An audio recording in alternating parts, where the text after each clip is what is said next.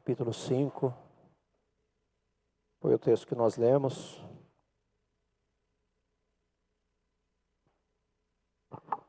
Pensando nesse hino que nós acabamos de ouvir, eu quero que você pense no pior lugar que alguém possa estar. Pense no lugar totalmente inóspito. Pense num lugar desprezível. Pense num lugar inseguro, num lugar violento. Acrescente-se a esse lugar escuridão, doenças e sofrimento. Pense que se você estivesse no lugar desse, você seria hostilizado, você seria perseguido e você não desfrutaria de paz. Esse lugar é o mundo. Mas pastor, eu não vejo um mundo tão ruim assim, né? Tanto que muitas pessoas balançam, né, quando se fala da vinda de Jesus. Eu acho que foi a Neuza que comentou um dia desses, né? Às vezes a pessoa, ela não está tão interessada no céu. Na verdade, ela quer se afastar do inferno. Então, muitas vezes as pessoas convivem neste mundo de escuridão, de pecado, nesse mundo de corrupção, e o céu parece não ser um atrativo. E é exatamente por isso que nós precisamos da Bíblia, porque a visão de Deus sobre o mundo, né, a visão bíblica do mundo, em princípio a Bíblia trata o mundo de dois aspectos: a humanidade em si, né, o ser humano criado, também a natureza, os animais, e um sistema que permeia esse mundo, né, o sistema corrompido, o sistema contaminado pelo pecado. E é sobre esse aspecto, então, não de humanidade, mas sim de um sistema corrompido que permeia esse mundo, que gerencia esse mundo, que conduz este mundo. E é esse sistema corrompido que faz o mundo ser um lugar tão terrível. Nós sabemos que o mundo foi criado e todas as coisas foram criadas para um propósito, que é para a glória de Deus. Mas infelizmente o pecado corrompeu este mundo, corrompeu a criatura, corrompeu todas as coisas. E é por isso que nós vivemos esse estado terrível no mundo em que nós vivemos. Então o tema da nossa breve meditação nessa noite é justamente esse: quem é nascido de Deus vence o mundo. Então, mesmo que alguém pense que não precisa vencer o mundo, mesmo que alguém pense que está indo muito bem, que ele se dá muito bem, ele convive muito bem com o mundo não parece ser um lugar tão ameaçador assim.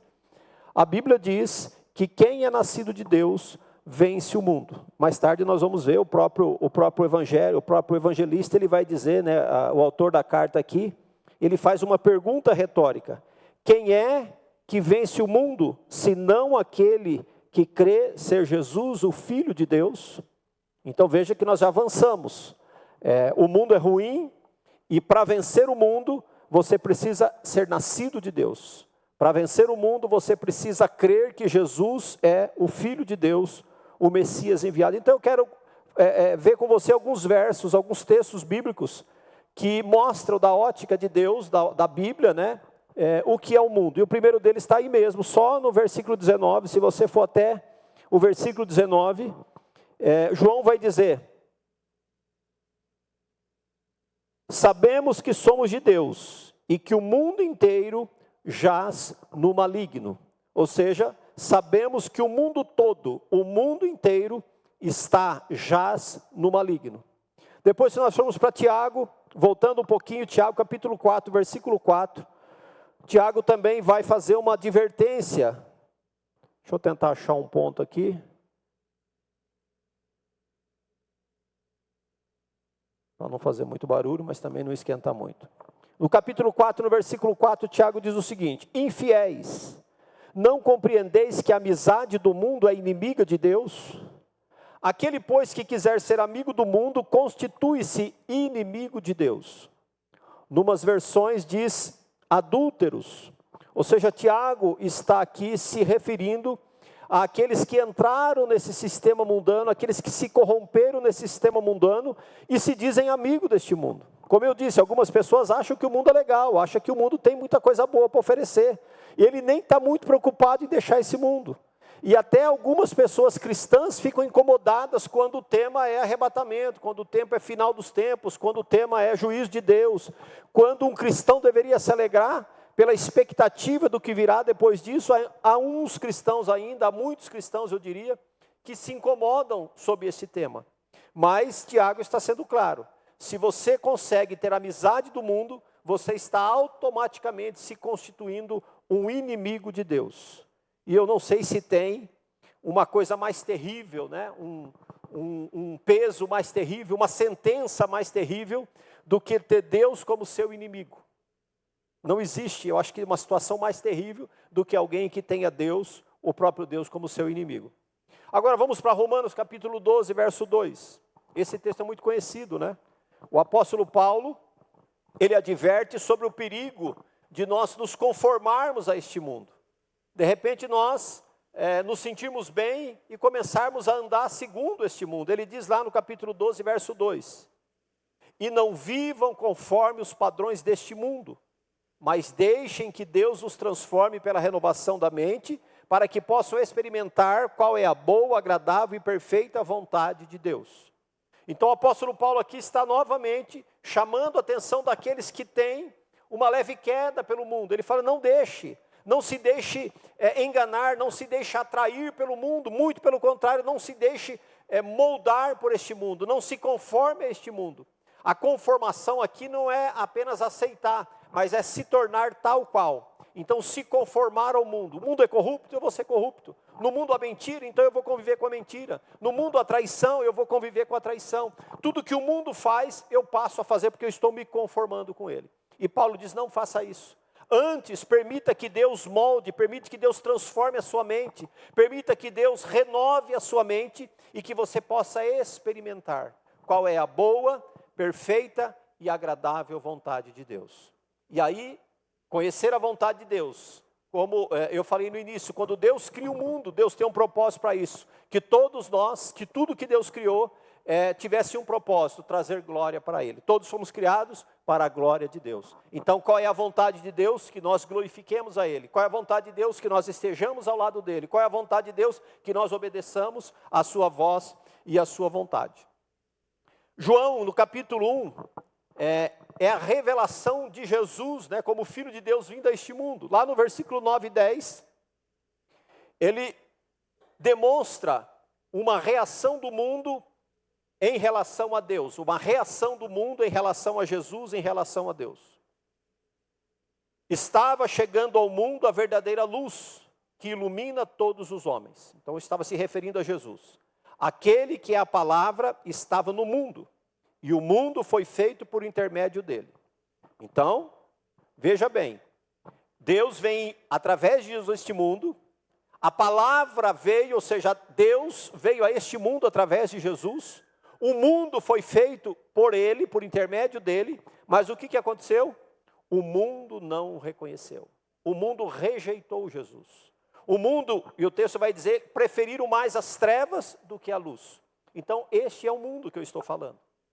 Também há uma parábola, né, que Jesus conta em Mateus capítulo 16, a parte inicial do versículo 26, é aquele homem, né, que ele olha para os seus campos que produziram, e ele fala, olha, eu vou construir celeiros, e eu vou guardar tudo, e agora eu tenho muita coisa para desfrutar, e vou dizer a minha alma, regala, vou dizer a minha alma, descansa.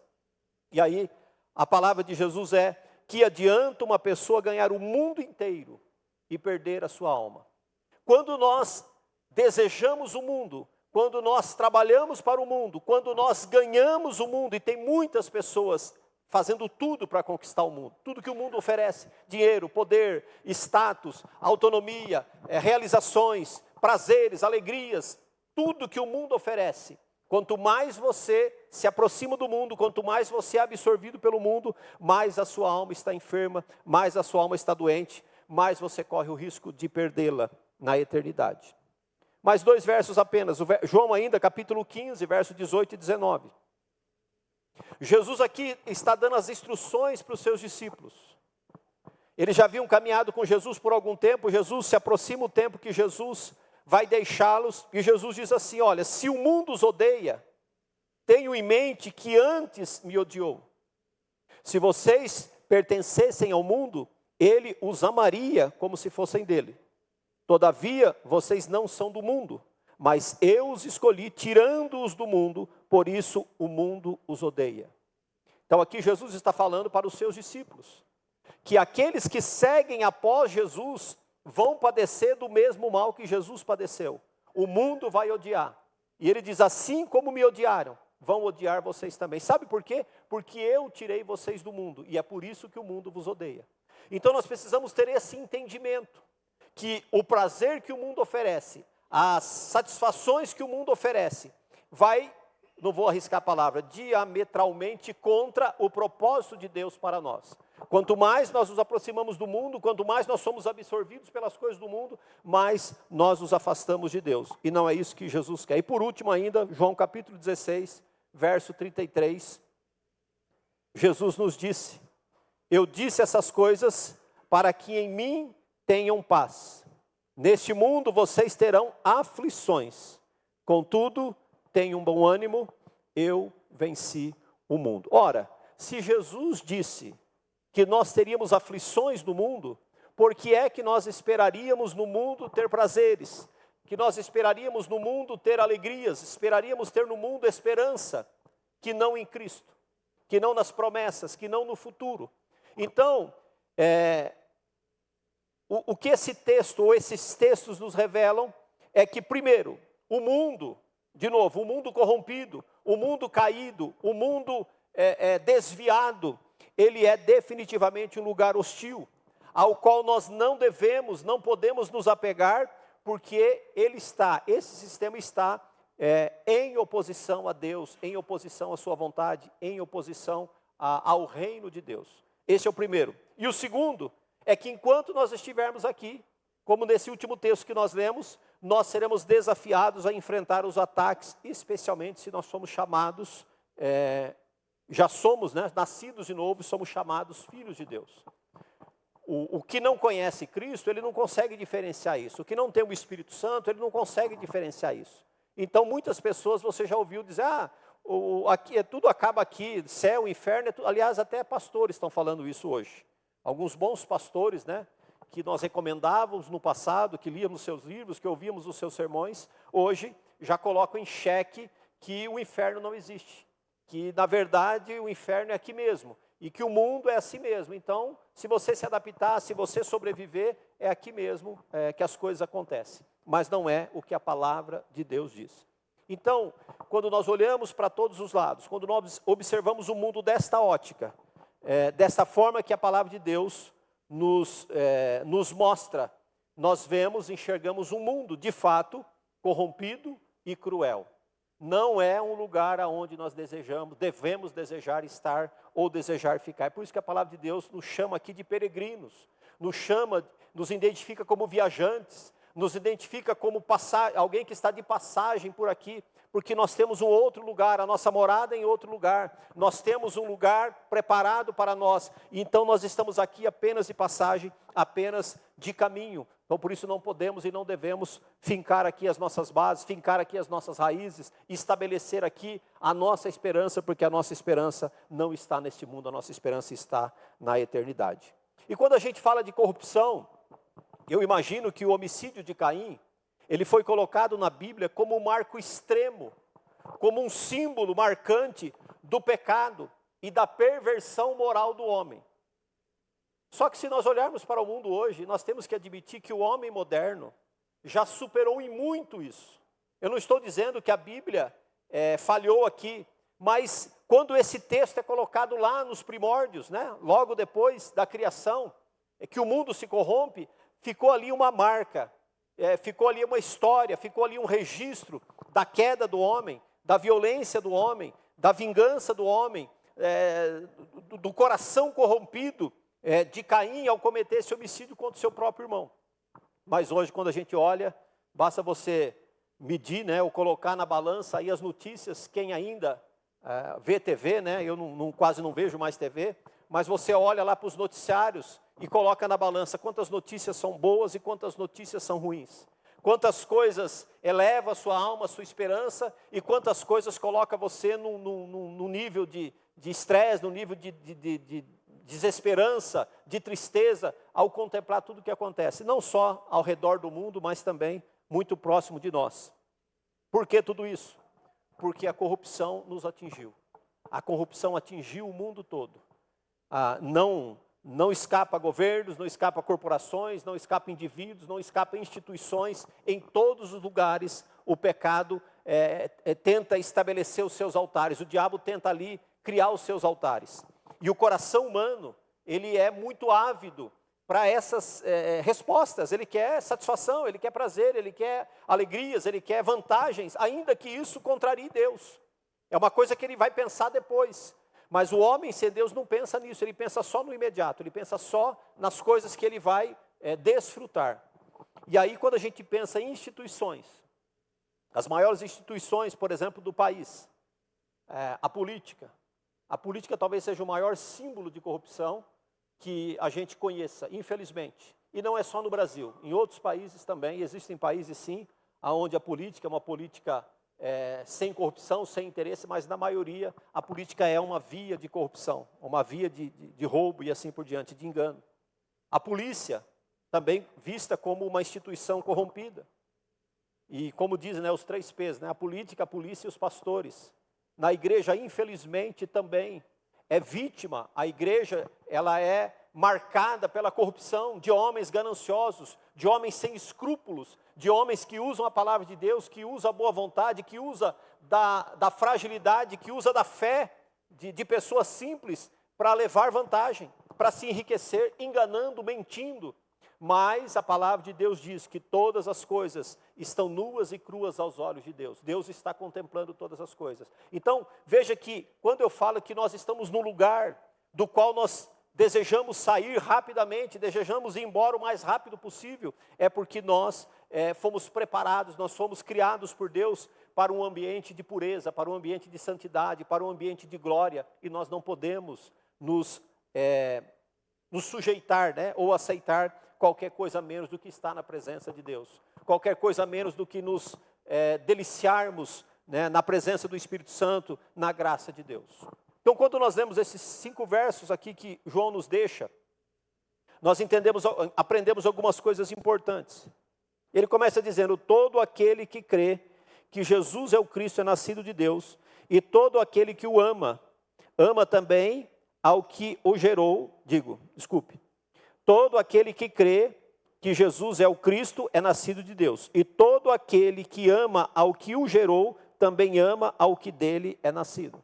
Ou seja, o que João está dizendo aqui? Que é preciso crer em Jesus. Talvez a maior dificuldade para as pessoas entenderem, abrir os seus olhos para a realidade deste mundo que eu estou dizendo, é porque eles ainda não creram em Jesus.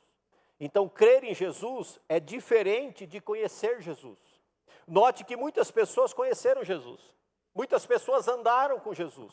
Muitas pessoas ouviram os sinais, os ensinos de Jesus. Muitas pessoas viram os sinais de Jesus, mas não creram em Jesus. E por isso essas pessoas se perderam. Por isso essas pessoas se desviaram, não permaneceram no caminho. Por quê? Porque eles não creram na mensagem de Jesus. E é isso que João está nos convidando aqui, a crer verdadeiramente, para que nós possamos entender. Não é um conhecimento apenas intelectual, mas é abrir o coração para reconhecer quem é de fato Jesus. Quem estava aqui no domingo lembra que o Doni pregou sobre Mateus. A pergunta é: por que um homem como Mateus deixou a coletoria para seguir Jesus? Porque ele creu em Jesus. Porque ao crer em Jesus, ele percebeu que a vida que ele tinha, que o dinheiro que ele tinha, que o emprego que ele tinha, que as amizades que ele tinha, que nada que este mundo oferecia a ele era melhor do que seguir a Jesus. E assim milhões e milhões de pessoas têm feito no decurso da história. Conhecer Jesus, crer em Jesus e mudar o seu destino. Eu estou no mundo, mas por pouco tempo. Eu estou no mundo de passagem porque eu estou seguindo Jesus. Eu estou caminhando após Jesus. Eu estou indo para onde o Senhor está me levando porque eu criei na mensagem. Eu criei que Jesus é verdadeiramente o Messias. Na sequência, João diz que aqueles que creem que Jesus é o Cristo, eles amam também aqueles que foram gerados, os irmãos, a igreja, os demais. Então, uma marca indelével da igreja de Cristo é o amor. Quando nós pensamos no amor dentro do corpo de Cristo, é algo muito diferente do amor que o mundo ensina, do que o mundo vive, que o mundo pratica ou prega. O nosso amor é um amor sacrificial, é um amor que está espelhado no amor de Jesus, no amor que se entrega, no amor que acolhe, no amor que perdoa, no amor que socorre, no amor que está junto, é o amor que sofre. Então, esta marca da igreja de Cristo é o que nos faz diferentes do mundo, porque nós vamos caminhar juntos. E este amor foi colocado nos nossos corações pelo Espírito Santo, porque não existe outra fonte para este amor produzir, para este amor viver, se não for através do Espírito Santo. Então é por isso que nós nos amamos, é por isso que nós caminhamos juntos, é por isso que nós nos perdoamos, é por isso que nós carregamos as cargas uns dos outros, por causa deste amor de Cristo através do Espírito que está em nós. Ainda nesse texto, João diz da obediência aos mandamentos do Senhor, né? Nisto conhecemos que amamos os filhos de Deus, quando amamos a Deus e praticamos os seus mandamentos. Porque este é o amor de Deus, que guardemos os seus mandamentos. Ora, os seus mandamentos não são difíceis, né? Em algumas versões não são penosos.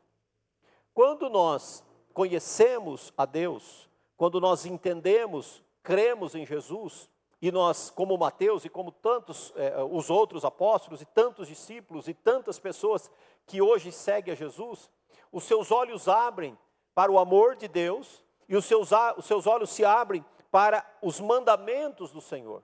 Então, muitas vezes as pessoas acham, Bíblia, mandamento, obrigação, isso aí é muito cansativo, isso é muito difícil, eu não consigo. Mas por quê? Porque os seus olhos estão fechados. Mas quando os nossos olhos são abertos pelo Espírito Santo, os mandamentos do Senhor são a coisa mais importante para nós. Por quê? Porque é através dos mandamentos do Senhor que nós somos corrigidos. Os mandamentos do Senhor têm o propósito de nos sustentar no caminho certo, de nos sustentar na presença dEle, de nos sustentar na caminhada com direção aos céus. Por isso os mandamentos do Senhor são importantes. E aí nós entramos na questão do nosso tema hoje. Quem vence o mundo? Os que são nascidos de Deus e creem em Jesus Cristo. Por que nós precisamos vencer o mundo? Como eu disse lá no verso 19, João, ele não faz uma pergunta, ele não sugere, mas ele faz uma afirmação. Ele fala, o mundo está sob o controle do maligno. O mundo jaz no maligno. Essa expressão, o mundo está no maligno, significa que o mundo está entregue. O mundo é influenciado pelo maligno. Então, do ponto de vista espiritual, é muito importante que nós entendamos isso. Porque quando nós saímos lá fora, quando nós convivemos neste mundo, nós somos bombardeados todos os dias, em todos os lugares, porque o inimigo quer destruir a nossa fé. O inimigo quer cegar a sua visão. O inimigo quer tirar você do caminho. O inimigo quer desanimar você da caminhada. O inimigo quer tirar o Espírito Santo, a palavra de Deus, os seus propósitos diante de Deus, da sua mente e do seu coração. Então ele vai atingir de alguma forma. É por isso que muitas vezes nós andamos neste mundo, eu não sei se você já se sentiu assim, nós estamos caminhando e parece que nós, no mínimo, não saímos do lugar. Quando não, nós achamos que estamos andando para trás. Essa é a sensação deste mundo. Porque o mundo é um turbilhão contra nós. Mas quando nós olhamos para Jesus, o autor e consumador da nossa fé, nós seguiremos em frente. Nós não desanimaremos. Nós olharemos e veremos o propósito. E conseguimos enxergar o que está preparado adiante. E conseguimos enxergar que esse sofrimento é leve e momentâneo. E não é para se comparar com aquilo que o Senhor tem reservado para nós. Então, esta ordem, esta situação do mundo atual, a ordem das coisas, que está em oposição a Deus e ao seu reino. Hoje a gente vê que tudo que é transitório e material tem prioridade, em detrimento daquilo que é eterno e espiritual. As pessoas não querem parar para falar de coisas espirituais, as pessoas não querem investir na vida espiritual, eles querem o prazer, eles querem o imediato, é o material, é o palpável, é o terreno, é aquilo que que é isso que as pessoas buscam hoje. E o mal, né, é por isso que o mal, tanto físico quanto moral, ele está impregnado neste mundo. Ele está ocupando cada vez mais as mentes e os corações da humanidade, dos homens em geral. Então eu diria para você que o mundo está literalmente doente. E como é que a gente faz para sair de uma situação dessa? É justamente o que o João nos explica aqui nesse texto. Aquilo que é a dúvida de milhões e milhões de pessoas ao redor do mundo. Sejam elas ricas ou pobres, morando em palácio ou em casebres, sendo elas cultas ou ignorantes, saudáveis ou doentes, jovens ou velhos. Você pode ter certeza que milhões e milhões de pessoas, de todas as classes possíveis, dentro das universidades, dentro das grandes empresas, das corporações, em todos os lugares, existe pessoa, você encontrará, se nós pudéssemos olhar para dentro do coração de cada uma delas, nós íamos enxergar esse vazio. Nós íamos enxergar uma grande interrogação de pessoas vazias, de pessoas que têm dúvidas, de pessoas que estão em busca de preencher esse vazio, de preencher essa grande interrogação da sua existência. E isso só pode ser preenchido por Jesus. Isso só pode ser respondido pela palavra de Deus e pela presença do Espírito Santo. Então, assim, quando alguém adoece, né, assim como quando alguém adoece, a primeira e imediata ação é procurar o médico. Está doente? Corre no médico. Assim deveríamos nós, diante deste mundo, diante de toda essa sorte de maldade, de corrupção, de engano, de pecado, de dificuldades que os nossos olhos veem, nós deveríamos correr para os braços de Jesus. Nós deveríamos voltarmos para a palavra de Deus. Talvez você, como cristão mesmo, está enfrentando algumas dificuldades, algumas lutas, das quais você se sente quase vencido. Como eu disse, você anda um passo, mais 2 para trás, e anda mais 1 e mais 2 para trás, e parece que não sai do lugar, e parece que você não consegue firmar os seus passos, não consegue firmar as suas convicções. Porque você está, os seus olhos, o seu coração e a sua mente ainda está fechado para a operação plena do Espírito Santo. Crer na palavra de Deus, crer que Jesus Cristo é o Messias, fará toda a diferença na sua vida. Crer de fato, crer como nós cantamos, para descansar nele. Deus não quer que você se sinta mal, Deus não quer que a gente se sinta mal. Deus não quer que a gente se sinta derrotado ou incapaz. Ele quer nos ajudar, Ele estende a mão para nos levantar e nos sustentar, mas nós precisamos desejá-lo. A palavra de Deus diz, chegai-vos a Deus e Ele se chegará a vós. Então, Deus não quer diminuir a nossa alegria, Deus não quer diminuir a nossa esperança, pelo contrário. Na verdade, a única forma de um ser humano se satisfazer, ser pleno, e mesmo vivendo num mundo tão difícil como nós estamos, estar em paz, ter esperança, é se ele está em Deus. Fora disso, não há remédio. Fora disso, não há paz. Fora disso, não há esperança. Fora de Deus, longe de Deus, não há esperança alguma. Por isso eu digo que apesar de nós termos sido criados por Deus, nós fomos criados à semelhança de Deus, o que nos torna totalmente diferente de todas as demais criaturas ou criações de Deus, mas apesar disso nós também fomos corrompidos. A palavra de Deus diz que o nosso pai Adão pecou, e assim como por um homem entrou o pecado no mundo, por um homem o pecado no mundo foi resolvido na cruz do Calvário. Mas nós precisamos novamente crer nisso, porque essa ferida antiga, aberta, né, essa fruto dessa rebelião que criou essa ferida lá no Éden, ela continua, ela está ainda perpétua de geração em geração. E só é curado deste mal aqueles que se apropriam do sacrifício de Jesus na cruz. Aqueles que entendem que Jesus é o Messias, o enviado de Deus, aquele que cura a nossa alma, aquele que cura o nosso corpo também, mas principalmente cura a nossa alma. Porque desde a queda, a nossa mente e o nosso coração foram infectados pelo pecado. E eu penso que isso não é um sentimento só meu, mas todos nós, muitas vezes desejamos aquilo que não deveria, desejamos aquilo que é proibido. Muitas vezes nós nos alegramos com a infelicidade dos outros. Muitas vezes nós sentimos inveja de outras pessoas. Muitas vezes nós retemos quando nós deveríamos dar. Muitas vezes nós pecamos contra Deus e nos tornamos uma verdadeira fábrica de impureza na nossa própria vida. Então, a única coisa que pode nos curar disso é o médico dos médicos chamado Jesus. É o sangue de Jesus derramado na cruz. Ele pagou o preço da nossa cura e da nossa libertação. Ele é que nos dá a capacidade de vencer o mundo. Então, a resposta para essa pergunta que João faz aqui é: quem é nascido de Deus, esse vence o mundo. Porque não somos nós que vencemos, mas é Cristo em nós. O Espírito Santo de Deus em nós nos ajuda a vencer o mundo com todas as suas concupiscências. Cada um de nós somos tentados. Cada um de nós somos atacados de diversas maneiras. Se você é casado, se você é solteiro, se você é jovem, se você é empregado, se você é patrão, não importa. O diabo sempre tem uma forma de nos tentar. Ele sempre tem um propósito de nos afastar de Deus, de destruir a nossa fé, a nossa esperança, o nosso altar diante de Deus. Então, a conclusão da nossa meditação de hoje é: quem é o que vence o mundo, senão aquele que crê ser Jesus, o Filho de Deus? Que todos nós nessa noite possamos ter do nosso coração um altar entregue, oferecido ao Senhor Jesus. Que o Espírito Santo de Deus possa habitar dentro de nós, para nos fortalecer e nos encorajar nesta luta ferrenha, nesta luta diária, nesta luta ininterrupta até aquele dia. Todos nós vamos permanecer em batalha.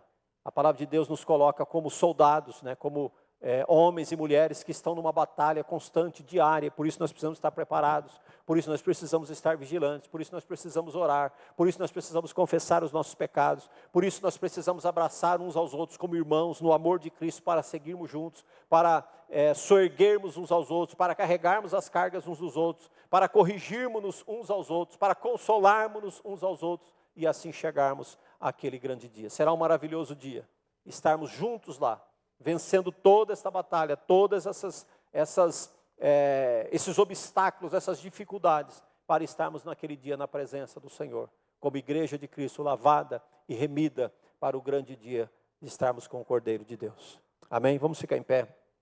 Eu quero orar com vocês antes de nós encerrarmos.